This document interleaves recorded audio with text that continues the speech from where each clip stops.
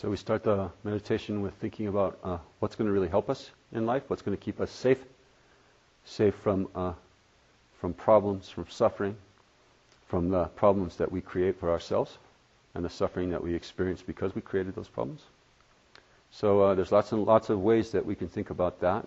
Let's think about it today in terms of the idea that persevering in the spiritual life, even when it gets hard, is really a form of safety for us. Instead of giving up or getting discouraged or, trying something different all the time, going from one thing to another, the perseverance itself is a kind of a refuge, is a kind of a way to keep us safe from the constant battering of problems and suffering that occur because we have no resolution, we have no determination, we have no stick-with-itness. So think about that in terms of your devotion to your spiritual life and perhaps to the beings in your spiritual life that you're working with as divine. Sticking with it.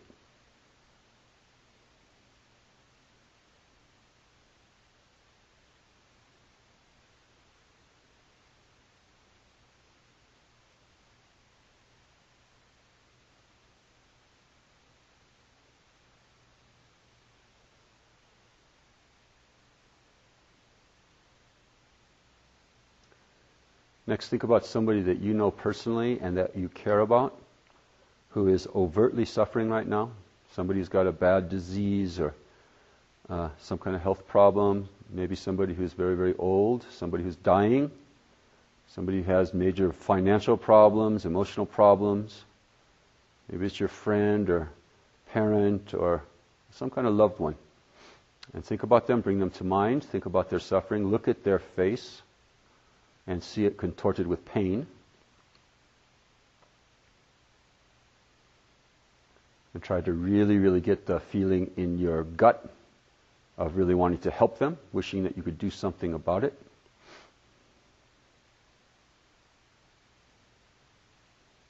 Maybe make a little plan on how you actually are going to help them in some little way. Make a phone call or send a card or, try to cheer them up in one way or another. And then realize that basically those kinds of activities are just band-aids. Not much you can really do to help them in the condition that we're in.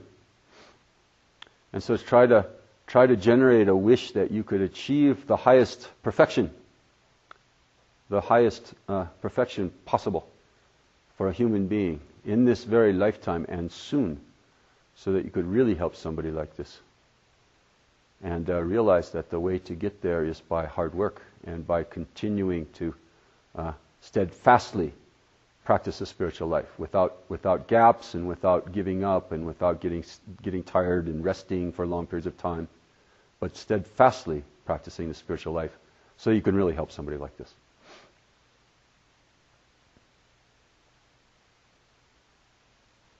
And try to make a resolution in your mind to do that.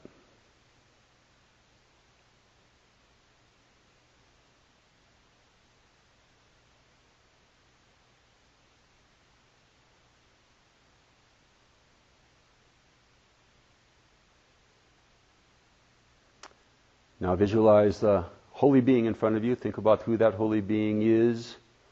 It could be someone from history. It could be Jesus or Mahatma Gandhi or Mother Teresa, Martin Luther King, or somebody you think is very, very special spiritually. Better to have somebody that's a little closer in your life if you can. Think about somebody who's very, very special, obviously special for you in your life.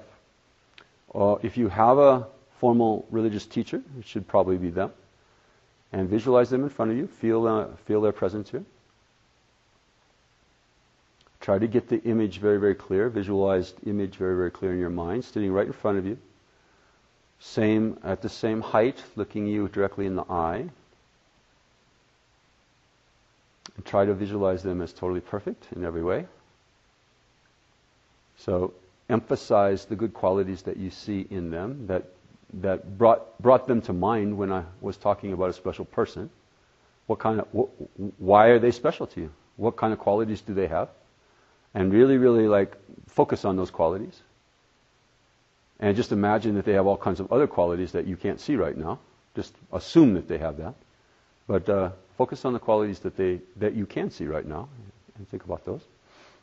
Visualize them as very, very special, very perfect, very sacred.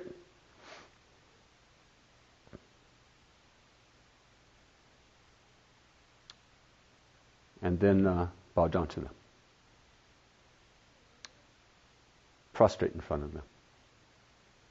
Prostrate in front of the qualities that they represent, that they have, and therefore are teaching you, are making clear to you, because they exemplify them. And bow down.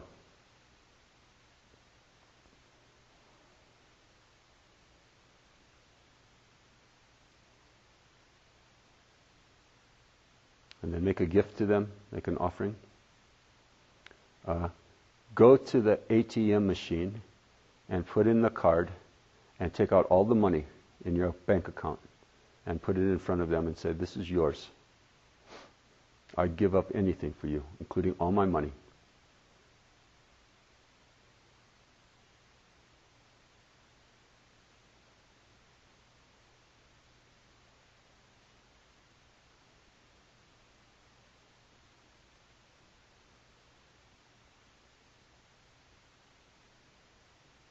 Now think about the worst misdeed that you did during the course of the day so far. Something you said harmful to another person, something that you did that you know is wrong, something that you even thought, some negative thought that you had about someone else, some judgmental thought perhaps. I guess, if we worked at it, we could all find some judgmental thought that we had during the course of the last couple of hours. We wouldn't have to work at it too hard, I imagine.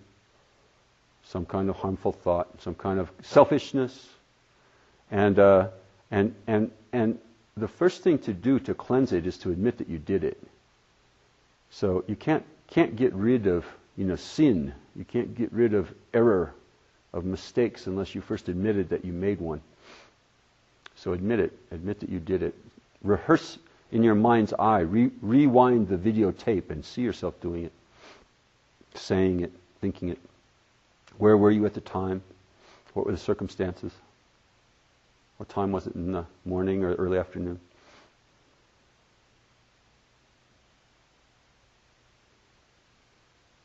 And then regret it. Feel sorry that you did it. Regret is not guilt, by the way. Regret is designed to encourage you not to do it again. Guilt just makes you feel bad. So there's no point in guilt. Regret is this kind of active kind of idea that I'm sorry I did it and I'm going to try not to do it again.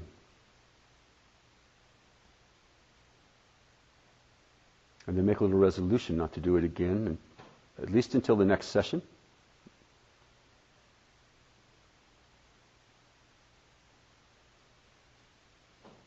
And dedicate the merit of coming to a 2-hour teaching like this on a Saturday afternoon to cleansing that negative deed. So this is you're in the confessional here, right? Confessing and purifying. You're absolving yourself by going through these processes. And then now you go into the rejoicinal. And you rejoice about the good things that you're doing. And as you look at the holy being in front of you in the eye, rehearse the good things that you're doing in your life. And think about what they are, the kinds of efforts that you're making in your spiritual life, the kinds of selfless activities that you're doing, the activities that you're doing for someone else, the attempts that you're making to get control of your mental afflictions like anger or jealousy or pride. And just rejoice about that. Admit it. Be conscious about that. Tell the holy being in front of you, I've done a lot of other bad things, but at least I'm doing these things right. And be happy about that.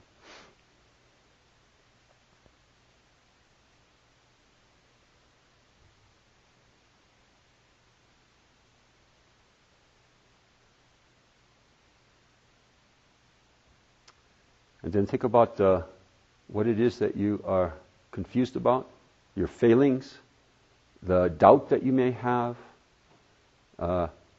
unclarity about what's right and what's wrong. Maybe identify a couple or one or two things specifically that you're having a hard time with. Maybe it's the idea of karma, the idea that what goes around comes around for sure. Maybe it's that idea. Maybe it's the idea of past and future lives. Maybe it's the idea that the religious life actually is the only method to achieve the happiness that you really are trying to find. And then ask the teacher in front of you for some teachings on this, for some download from the great beyond that will help you to understand things rightly in your mind.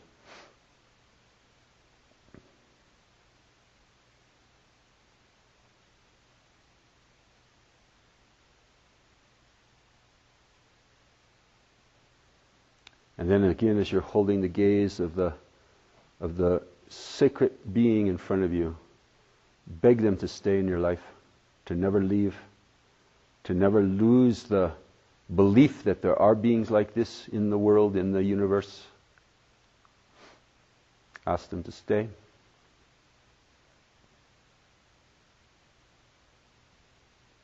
And then ask them for blessings. Ask them to bless you.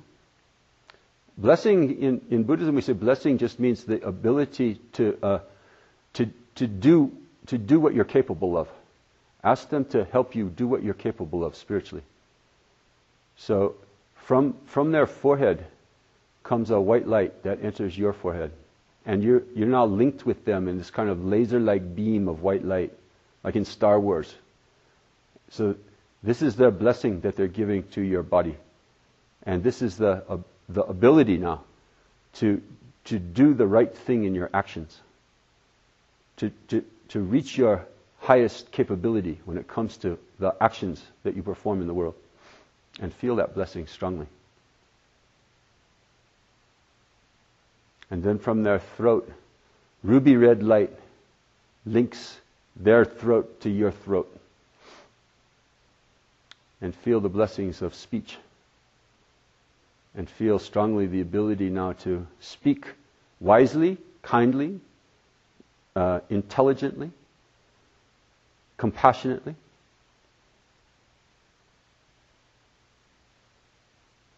And then blue light, deep blue light from their heart links your heart to their heart.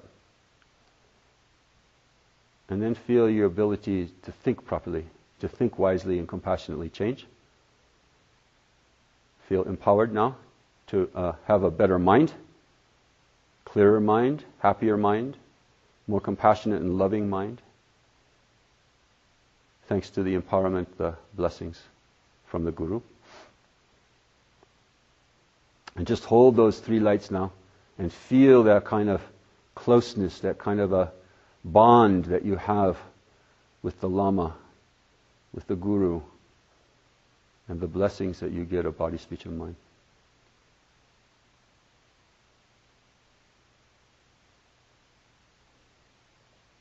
And then visualize them coming closer and closer to you until they merge into you, becoming one. And feel their presence inside of you, suffusing your whole being, guiding you, helping you, always available to you. And try to remember that they are there, living inside you as part of you. As we end the meditation, lengthen your breath, slowly open your eyes.